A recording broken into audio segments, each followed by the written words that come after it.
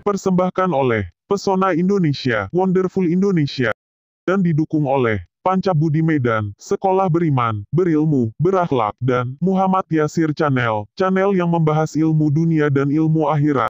Selamat siang, kembali lagi di program Breaking News. Akibat tahun baru, penyakit baru, musim baru, ribuan sekolah diliburkan secara massal, akibatnya siswa terpaksa dilanjutkan pembelajaran secara online. Berita pertama kali ini adalah, Corona bertambah uang jajan berkurang. Oke, kita sudah terhubung langsung dengan narasumber kita langsung di salah satu kota bus premium terbesar di Indonesia.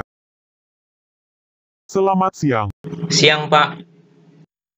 Perkenalkan, nama saya Muhammad Yasir dari kelas 12 Perbankan Syariah dari Sekolah SMK Swasta Panca Budi 2, Medan, Sumatera Utara.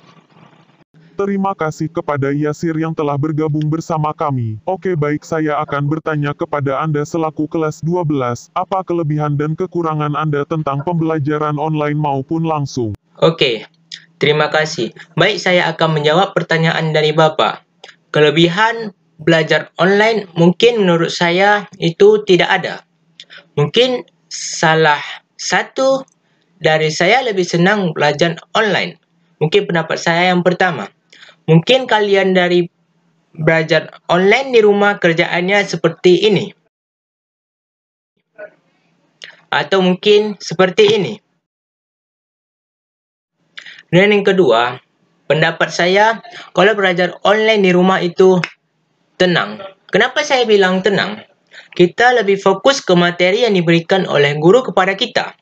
Sedangkan kalau di sekolah, kita tidak memahami materi yang diberikan guru kepada kita akibat kurangnya disiplin sikap oleh teman kita atau ribut di dalam kelas. Mungkin itu saja yang bisa saya sampaikan tentang kelebihan dari pembelajaran online. Dan yang kedua, sedangkan untuk kelemahan belajar online itu sangat banyak. Mungkin hanya beberapa yang bisa saya sampaikan atau beritahu kepada Anda. Yang pertama, sistem web.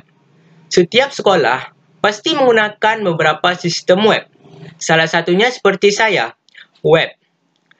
Saya kalau udah kirim, hang, kadang keluar, kadang nggak bisa, kadang guru mapelnya lupa untuk memasuki materi yang akan diberikan kepada siswanya.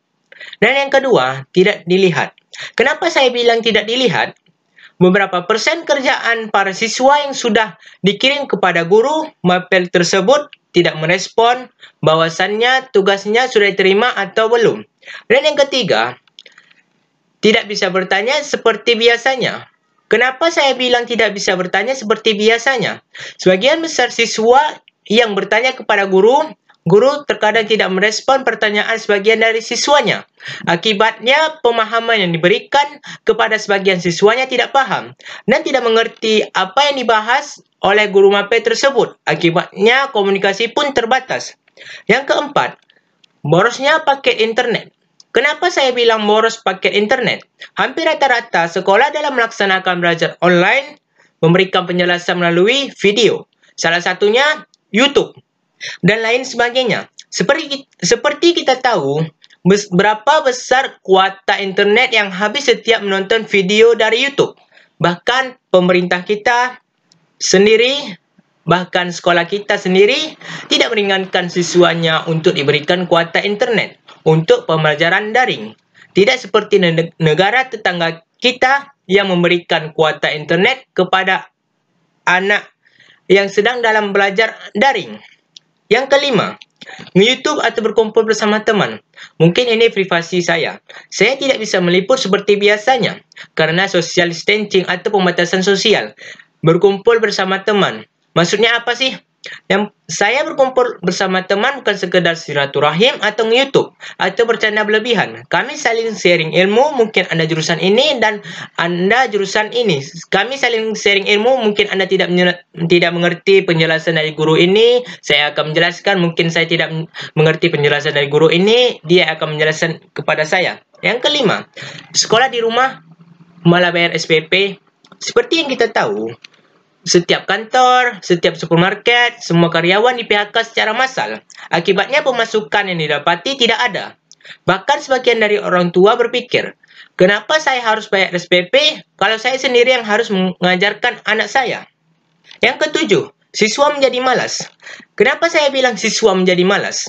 Bisa kita lihat sebagian dari orang tua tidak bisa mengontrol anaknya. Apakah anaknya sedang belajar dalam jaringan atau online atau malah bermain game dan lain sebagainya. Yang ke-8, solat tinggal. Solat ketinggal. Kenapa banyak siswa yang solatnya tinggal? Ini akibat dari pembelajaran online. Berapa persen siswa dan guru mengirim soal saat menyerang azan. Bahkan waktu yang terbatas dan siswa tidak mengutamakan kepentingan akhirat yang akan dibawa mati. Yang ke-9, menjadi rabun. Kenapa saya bilang mata menjadi rabun akibat menatap tiap hari cahaya HP dan laptop secara dekat? Apalagi yang baru bangun tidur atau sering mengusap-usapkan tangan ke mata akibat terlalu lama melihat cahaya. Yang ke-10, kurang disiplin akibat kurangnya pengawasan dari guru.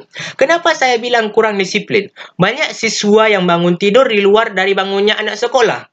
Dan tidurnya selalu bergadang melebihi anak sekolah. Dan yang ke-11, tugas yang berlebihan. Mungkin ini pendapat dari orang tua. Kenapa belajar online dan belajar langsung kok tugasnya berbeda? Malahan lebih banyak tugas online daripada tugas langsung. Dan yang ke-12, tercandu gadget. Gadget bersifat menghipnotis. Setiap kalangan anak muda bahkan orang tua tidak bisa melupakan gadget. Apalagi dalam keadaan seperti ini. Jadi hampir semua siswa jadi tercandu gadget dan melupakan segala urusan yang disuruh orang tua atau urusan yang lainnya. Mungkin itu saja yang bisa saya sampaikan tentang kekurangan pembelajaran online. Sedangkan kelebihan dari pembelajaran langsung. Yang pertama, wawasan bertambah. Kenapa wawasan bertambah? Itu akibat dari siswa yang saling berbagi ilmu, salah satunya kerja kelompok, bergaul dengan jurusan yang lain. Mudah bertanya kepada guru, dan yang terpenting, cepat memahami materi yang diberikan. Yang kedua, disiplin. Kenapa saya bilang disiplin? Siswa harus bersikap disiplin dalam mengerjakan tugas, kehadiran maupun sikap. Hal ini dinilai supaya siswa lebih sopan, santun, baik kepada guru, orang tua, teman, orang lain. Yang ketiga, mudah bertanya, tidak terbatas. Itu enaknya kalau kita belajar langsung. Kita bisa bertanya apa yang tidak mengerti dalam pembelajaran yang disampaikan guru mapel. Dan yang keempat, solat tepat waktu. Kenapa saya bilang solat tepat waktu? Karena kita diberi waktu istirahat untuk solat duha maupun solat zuhur. Tapi sayang, banyak dari seluruh siswa tidak mementingkan akhirat. Mereka lebih mementingkan dunia ketimbang solat yang akan dibawa mati. Yang kelima, hemat paket internet. Kenapa saya bilang hemat paket internet? Karena dalam pembelajaran langsung, kita akan diberi buku dan dijelaskan oleh guru mapel tersebut. Jadi, hanya beberapa guru menggunakan paket. Akibat tidak adanya materi yang dijelaskan, atau tidak memiliki buku, atau tidak memiliki LKS. Bahkan setiap sekolah sekarang ini sudah menyediakan wifi gratis untuk siswanya. Mungkin itu saja yang bisa saya sampaikan tentang kelebihan pembelajaran langsung. Sedangkan kekurangan dalam pembelajaran langsung adalah 1. Ribut. Kenapa saya bilang ribut? Ini adalah efek kekurangan dari pembelajaran langsung. Kita kurang disiplin dalam bagian sikap dan tidak mementingkan kawan kita yang sedang belajar. Mungkin hanya itu yang bisa saya sampaikan tentang kelemahan dan kekurangan belajar online maupun langsung. Terima kasih. Selamat siang. Mohon maaf kalau ada kata-kata yang salah. Sebelum kita berpisah, saya akan mengucapkan yel-yel dari sekolah kami. SMK Bisa is the best, luar biasa. Mungkin sekian dulu perbincangan saya dengan Muhammad Yasir. Tonton terus breaking news di televisi kesayangan Anda. Selamat siang.